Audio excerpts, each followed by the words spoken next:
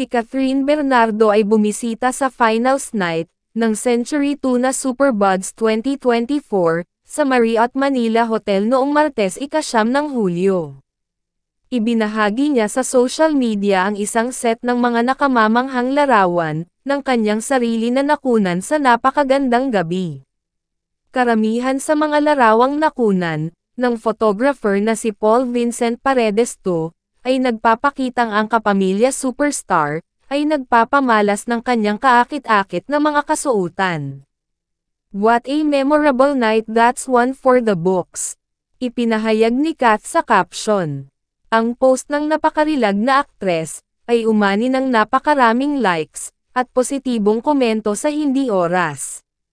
Dumagsa din ang ilang celebrities sa comment section ng post.